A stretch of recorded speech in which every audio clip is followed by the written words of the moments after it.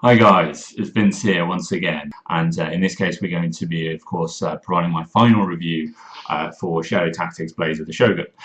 Those of you that check out my stuff quite regularly will know that I actually put up an initial review on this after completing the demo, kind of just an initial gut feelings review.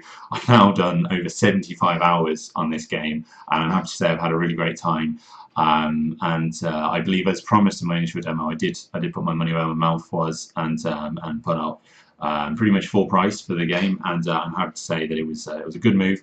So I wanted to really give you kind of my final thoughts really, and show you some of the footage of a recent play I've been doing, which I think is a bit of a mixed bag, and really show you some of the things that I've found throughout my 75 hours. So I've written down a number of points, but I thought what would make the most sense to stop myself from doubling up is to go over some of the major points from my initial review. So there's 6 major points which I effectively made, and I'll just brush over those now. So first of all is the depth of gameplay, how open the levels feel, the intelligence of the design, and what you're able to do. This was one of the major plus points I pointed out, and I am happy to say this is absolutely true. I was definitely on the money there. It's something that does hold up throughout the entirety of the game, and not just the first couple of hours, the first couple of levels. So that's definitely something that I was very happy with. Secondly, the graphics, the nature and the design of the game and how it comes across is fantastic. It's consistently good. There's 1 or 2 levels that are a little bit drab, but some of the brighter and sunnier levels in particular really take advantage of this engine they've got, and the sort of, I don't know how you would describe it, but almost sort of cel shaded design they have looks really great, particularly on 1 or 2 of the last levels I can think of. Thirdly, there's the authenticity. That was something I was quite impressed with, how true it feels to the period, the design and the characters that you're shown, how they behave. And again, this is something that does hold up very well. There was a couple of decisions which I'll go into in a moment, which I was really quite surprised with as to how they turned out, but the authenticity is definitely something that which they commit to with the game, and that's definitely a strength. Fourth point kind of feeds into the first point, I suppose, but the open nature of the game. So again, just the level design, the choices you can make, and as you go through the game and complete it the first time, this opens up again because you have badges and achievements you can do, which I have been doing, and that's what's pushed this from, I believe it was about 30 hours I did initially, up to now 76 hours at the time of recording. I do have a screen grab of that, so I'll bring that up and you can have a look yourselves. So yeah, 76 hours. In fact, I'll see if I can bring this up for you guys. Bear with me 1 moment. So yeah, so 76 hours last played today. I've done just over half of the achievements. A number of them is that's what I'm looking for, are hidden. So I'd rather try and find them out organically rather than otherwise. But there's a whole bunch of badges which you unlock as well within the game itself, which you'll see. And I'm slowly working my way through those now. I won't bring them up, but there's effectively about 9 badges per level, and there's I won't tell you exactly how many because I don't want to ruin it for those that haven't finished yet, but there's a lot of badges. There's over 100 for sure, and I'd say I've got about half of them now. So yeah, the open nature of the game and the way you can replay levels is definitely another strong point. These final 2 points are definitely very true. I can say this immediately. I have some notes which I've made again, and this was something which I was going to mention anyway. One of the most divisive points of this game, and I would imagine this genre as a whole, and in fact I may as well get this out of the way now, I'm quite new to what you would call hardcore stealth games, and particularly the approach that Shadow Tactics has of being top down and having multiple characters. I've never seen any other game that's like that. There's 2 which I've come across, which are referenced with Shadow Tactics a lot, which are Desperados and Commandos, which are apparently very similar in style. I've never played those games before, so I can't comment on that. But the nature of these games does mean that you will die a lot and you will have to reload a lot. I mentioned in my initial review that in fact the saving process and loading process are built to be much faster so that you can actually do that. And to put that into perspective for you, I average out about 100 saves and loads per level. Each level takes something like 2 to 3 hours, and that's something, and that moves on very nicely to my final point. That means this really isn't something for casual gamers. Again, I brought this up in the initial review, and it's absolutely true. I mean, I'm quite comfortable and actually tend to prefer more difficult games, but even for me, I got to a few points here where I was really thinking, you know what, this is getting kind of ridiculous when you're dying literally over 100 times, and it's just the slightest thing that will set you off. It is a game that has a very particular set of rules, and if you don't stay within those rules, you will be punished immediately, again and again and again and again. Your characters are effectively, they're strong against one opponent, and potentially even two, depending on how, or maybe even more, depending on which character you have and how you play. But the nature of the way in which the game is set up means that you will be punished severely if you try and go outside of a more stealth approach. So those of you that have played, again, which I would compare this to Hitman, in which you can have the stealth approach, but you can also try the run and gun approach and just try and kill everybody. You can't do that in this game, even on the lowest difficulty. At best, you'll make life hard for yourself. At worst, you'll just get killed every time. And it really sucks the fun out of it, because it makes it so that effectively it's not worth playing it in a more aggressive style. It can be fun for a couple of minutes, I'm not gonna lie to you. It can be fun going around killing a few guys and then hiding, killing a few more, but the nature of it is certainly in particular areas, and later on in the game, if, for example, if you kill one guard and then the other guys spot that guard, in most cases they'll replace him, and not only will they replace him, they'll replace them with a guard and then another patrol. And there are also levels of that in which, say if you did it once, for example, in a whole level, they might just replace them with one guard. But if you do it consistently with several guys, then it will get tougher and tougher and tougher. So you're effectively nullifying your own work and making life very difficult for yourself, even on the lower difficulty settings. This is something which I think it's very divisive, and it's something you will love or hate. But for me personally, I would like to see an option in which you can have a more aggressive approach here and there. Simply because it's just a little bit one-dimensional and frustrating sometimes to have to do the same approach all the time and to have such thin margins. Now, at the same time, the reason why this is divisive, and the reason why I can totally see why people would say, well, no, you're stupid, this is how you play the game, is that the complexity and the difficulty of this game is exactly why people will be attracted to it. And it's a big part of the reason I enjoyed it. It's a big part of the reason I put 70+ hours in, which is, I play a lot of video games, but even for me, that's a big investment. So I totally get why people would defend that very much, but it is something which I think is a bit excessive. So moving on to some of the points which I brought up again, some of them I've already touched on. So my first 3 bullet points here: plenty of depth, visuals are awesome, audio feels very authentic, obviously feeds back into what I've said earlier. Again, the 4th point, a lot of thought clearly has gone into these levels. This really dawned on me as I was going back through levels to have achievements again, and I discovered on a number of occasions that there's actually a context-sensitive item or thing that you can push to kill somebody that I didn't find. You can use your character's abilities together in ways that I didn't initially consider, and it really shows the intelligence of the design and the fact that they can make one level with several different ways of playing it and playing within constrictions, which is why we have these badges, and that really is testament to the great level design here. Again, feeding into the authenticity side of things, the story is a lot deeper than I initially expected. One of the points I think I touched on very briefly in the initial review was that the plot was a little bit, in fact I'm not sure if I brought it up, but I thought the plot was a little bit generic and nothing special, you know, typical, oh, things have gone wrong, okay, we need to take this guy down. It was that kind of thing. However, as you go through the story, it actually does develop and grow, and with one in particular moment I was very surprised with, which relates into the lore of Japan and the traditions that they have, which was very shocking, and I think quite a brave move that I think these guys should be applauded for. And I'm not going to spoil it because it would really be ruining it. But there are certainly some pretty dark levels and moments which I really didn't expect, and that makes you feel as though these guys have really thought about this and thought about where they can take this game with the lore and the history that we have here. So I think that's something that should be applauded.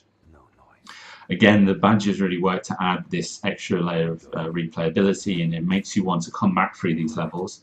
On that note, what I found typically is that the first time you play these levels, it takes a long time, and it takes a lot of thought and trial and error.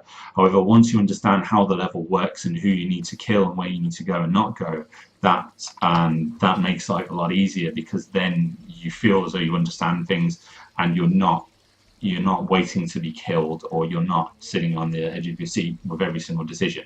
Obviously that has positives of it as well, but it can get a little bit annoying when you're 2.5 hours into a level and you're just waiting to finish it off, and this one guy just won't get out of the way, or you're having difficulties with it. So another point which I came across quite recently, and I am going to bring up in some other videos I'm planning to do on Shadow Tactics, is that there's also what's called a trainer, which effectively allows you to use cheats, and that adds a bit more replayability in terms of messing around and things of that nature. Because it's so difficult, and similar to Hitman, it has the complexity of these levels. It's obviously a lot of fun to go back through them once you've done them legitimately and mess around and have fun with that side of things. It's not something that I would recommend doing until you've done it properly and you've played on normal, and I personally say hardcore. Because you're going to ruin the levels basically, and it will take out the sense of challenge and wanting to challenge yourself if you know you can just flick a switch and become invincible or invisible or whatever it is. Other pluses, overall the characters are generally well-rounded. I don't think they're going to win any awards, but they have their own personalities, and they do feel as though a team, and a team that does have some kind of rapport with each other.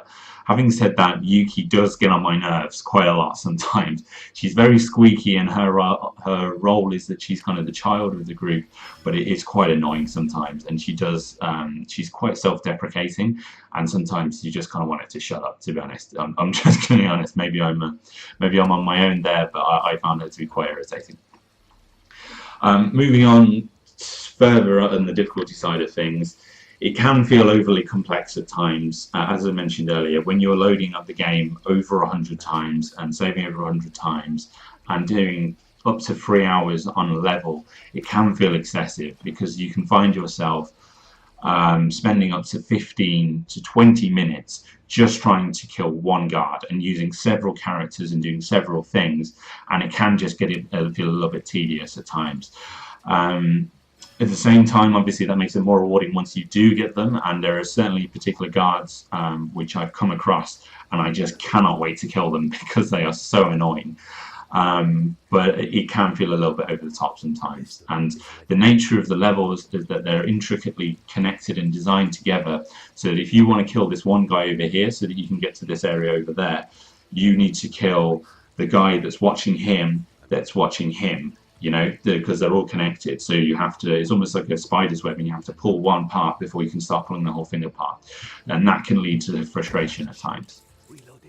Again, this brings back to my note in that it would be nice to have a more aggressive approach in future, or at least some other option to kind of mix things up and to let you cut loose and enjoy these levels sometimes, rather than just having to be caught within these restrictions.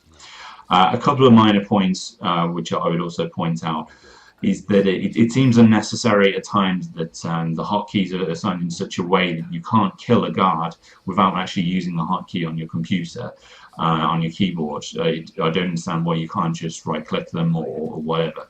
That may be a strategic choice to make it so that you can't just plow through guard after guard after guard, but it is kind of annoying, and it seems a little bit unnecessary that that's the case.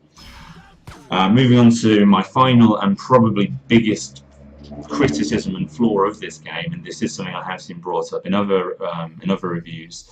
The movement can be quite glitchy at times. The mapping is a bit off, particularly if you're at set camera angles.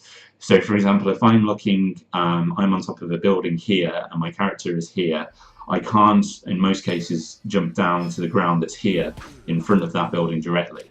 And that doesn't sound that bad, but the nature of this game, as I mentioned several times, is that it's built on margins and having a very thin margin for error. So when you're dying, and this has happened to me several times, when you're dying 3 or 4 times because your character won't go where you want them to, or, for example, another point which I think I've used on the video I'm showing here, is that I had a constriction where I couldn't go through puddles. I had several instances where my character was trying to go from here to here, and for some reason they'll just go over here, and it doesn't really make any sense. And again, that sounds like such a minor criticism. In some ways it is, but when you're working to such fine margins, I can guarantee you it gets very, very annoying when you have to reload just because of something as simple as that. It is something that does come up a few times. With the nature and the size of the game, it's understandable that there'd be a few issues. These guys aren't a massive studio like an Ubisoft or an EA, and let's face it, even Ubisoft get it wrong a lot of times. I'm sure anyone who's played some of the more recent Assassin's Creeds and seen the horrors they've done with their face animation can vouch for that. But it is still very frustrating. There's no two ways about it. So, excuse me. So this brings me to my final score. So just before I say this, I just wanted to say that there aren't many games like this out there, and for that reason I really wanted to applaud this game, and I think for that reason in some respects it does deserve a higher score just because it's doing something that hasn't been done that much, and therefore there isn't that much competition or that many benchmarks for me to compare it to. Having said that, there are some annoying, not horrendous, but a couple of things which I feel just hold it back from getting into those really high echelons where I would put it up into some of the top games I've played over the last year or so. So with that in mind, I'm going to give this an 8.7 out of 10. That's a very high score, and it's one of the highest, I think so far it's the highest I've given any film or game which I've reviewed on my channel. I really wanted to push it up into the to the low 9s, but unfortunately those last couple of points do just detract from it, and it is a shame. But I would say it's a really fantastic game. If you are a fan of stealth, hardcore games in general, or strategy, or any combination of those three genres, definitely check this game out at full price. It's definitely worth it. You will get your money's worth. If you're not necessarily a fan of those genres, but you feel that you have an interest and this is something you'd like to check out, definitely pick it up at maybe a slight discount.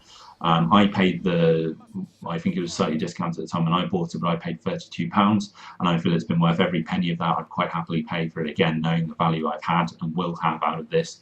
However, if it's not something that you're massively invested in, maybe pick it up at a slight discount the next time Steam has a sale for £25, which equates to $30 or so roughly. Final warning though, as I mentioned earlier, be warned, these games aren't for the faint of heart, the faint-hearted, and you will die hundreds of times. In that respect, it does remind me of, and I think I'm going to make this comparison with a number of games down the line, but it does remind me a lot of Dark Souls, in that you have that love-hate relationship with it. The difficulty is something you love, but it can be so frustrating at times, and that's just the nature of the beast with this game.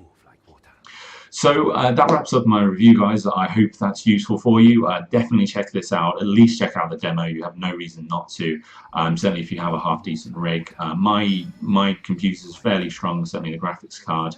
But my processors are about medium level, and the only thing I found chugging a little bit, particularly when I was doing video recording for this, was the CPU.